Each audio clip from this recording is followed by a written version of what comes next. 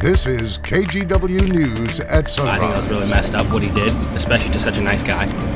This morning, a Portland food cart owner is still recovering after he was attacked in broad daylight. Police are now investigating it as a hate crime and asking for your help in finding the suspect. Also, crews are working on a temporary solution to a massive problem. A landslide shut down the only road to the Johnston Ridge Observatory, and several people are still waiting to reunite with their cars on the other side. A solution could change that in just a few weeks. Plus, we are taking you out to the racetrack today on Sunrise. The track is in downtown Chicago. More on NASCAR's first professional street race ahead. Happy Friday, everyone. Thanks for watching Sunrise. We are so close to that holiday weekend. A lot of people already taken off. You know, we did the story. Devin covered it for us yesterday. Yesterday was the busiest driving day. And I was like, really? A lot of people are off tomorrow? Sure enough, it took me forever to get home yesterday. I know. So our coverage was packed. spot on. Here's a look outside at the Wells Fargo building. We've had a lot of spiders this week. There goes another one just off screen. But beautiful sunshine. This should be a clear sky start for the majority of us. We're at 61 degrees. Basically, same day as yesterday, maybe a degree or two cooler where you are. 71 degrees at noon. PDX made it to 89 yesterday. Salem hit 90. 87, I think, this afternoon. Of course, we'll have that complete holiday long one weekend forecast coming up. You got it. Thank you, Rod. Right now, police are asking for help finding this man. His name is Daniel Warren. He's accused of beating a local food cart owner. The victim's family says the attack was unprovoked and they believe it was racially motivated. Laurel's Chicken Shack reopened for the first time since the incident yesterday. Our Catherine Cook spoke with the Southeast Portland food cart community.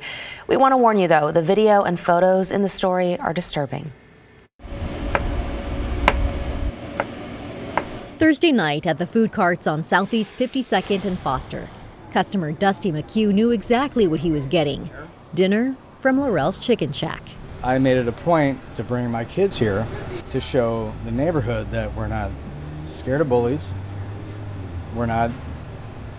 This is our neighborhood. Dusty and others are supporting Laurel's on the first night it reopened since June 15th. Police say that night around 7 o'clock, officers responded to an assault outside the food cart. Family members tell us the victim was Laurel's owner, Darrell Preston. Preston's attorney shared this cell phone video of the attack and these photos. You can see how badly Preston was injured. His attorney says the attacker hit Preston in the head and beat him, knocking him to the ground and yelling racial slurs. Police are investigating the case as a bias crime. On Thursday, they identified a suspect, 40-year-old Daniel Warren. They're asking for the public's help in finding him. So that's the guy. We showed Warren's photo to neighbors. Wow. Giovanni Torres works at La Birria Republic. He was here the night Preston was attacked. I think that was really messed up what he did, especially to such a nice guy. It strikes you in a personal way. Ed McGregor owns Year of the Fish, a few carts down. He's thinking of Preston and the life he brings to this tight-knit pod. He's a funny guy. Larger-than-life personality, laughs a lot, really loud and boisterous. They hope to see Preston and the joy he brings back here very soon. Catherine Cook, KGW News. In the next few weeks, you might notice tighter security at Fred Meyer. The grocery giant announced it's implementing new security measures to deter thieves from shoplifting. Things will look different at each store and might vary based on the time of day. The company plans to use third-party security services to hire more security guards. And they are using technology to keep an eye on both the inside and outside of the stores. You may also have to stop at the door to get your receipt checked. It may not look identical to a Costco style, but we will employ measures where we will check receipts as customers leave the store. As a customer, I certainly do want to come to a place where I do feel safe. I'm here to get groceries, right? So the last thing I need to do is be assaulted or bothered. Fred Meyer had record levels of loss and thefts in the last 12 months. We're told Fred Meyer will be sharing theft data and trends with the city, and Portland Police is trying to figure out how to help. Prosecutors are deciding what charges 10 teens will face after police detain them for running from officers in stolen cars. The youngest is just 14 years old.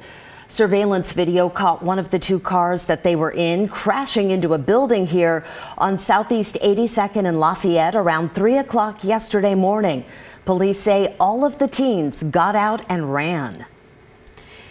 Well, in just a few hours, Oregon's 29th Secretary of State will be sworn in. The ceremony is happening at 11 o'clock in Salem. You may remember the last Secretary of State, Shemia Fagan, resigned after she admitted to moonlighting as a consultant for a troubled cannabis company. Governor Tina Kotek appointed LaVon Griffin-Valade to step in. This is video from 2007. Griffin-Valade spent 16 years as a government performance auditor, first in Multnomah County, then as Portland City Auditor. Griffin-Valade will serve through the November 2024 election. Well, it's been a busy few days for crews working to clear this massive landslide. From the air, you can see what Spirit Lake Highway looks like right now. Back in early May, a landslide wiped out the 85-foot-long bridge. This happened several miles below the Johnston Ridge Observatory, and this week, crews began to work on a temporary fix. They will partially reopen the highway up to Mount St. Helens. That would give the Forest Service access to the observatory and the cars stuck on the other side of this slide. The project engineer says the slide went on for 30 minutes.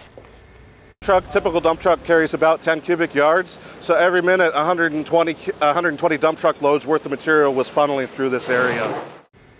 The work is expected to take 4 to 6 weeks. However, the highway won't be fully open to tourists until next summer. The sports world is all about firsts, and this weekend NASCAR is holding the first ever street race in the heart of downtown Chicago. NBC News' Jesse Kirsch has a preview. You know, 2 blocks away, you don't even know we're here. 1 block, you're like, all right, something's going on, and then you get closer and you're like, oh man. And again, that is the big historic race in downtown Chicago.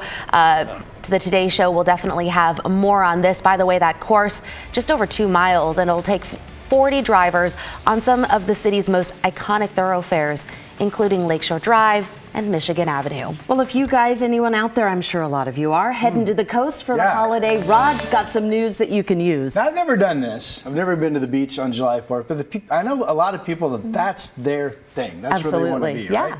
So here we go. I've lowered the temperatures actually a little bit from what I've been sharing with you, but still we're all dry. We're still looking at some morning clouds and fog. We have it again this morning. I think we'll do it again tomorrow, potentially Sunday, but Monday and Tuesday I still have is perfectly clear right from the get-go. 63 to 70 degrees in spots tomorrow. It's kind of typical summer stuff, right? Very pleasant.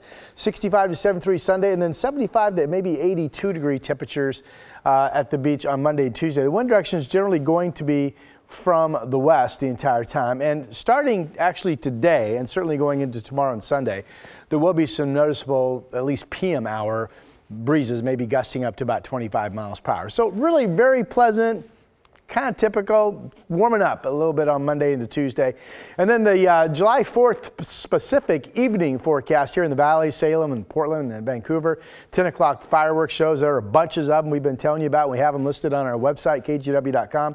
About 85 degrees, which tells you, if it's 85 at 10 o'clock, that tells you I'm still thinking way up into the 90s on Tuesday, July 4th.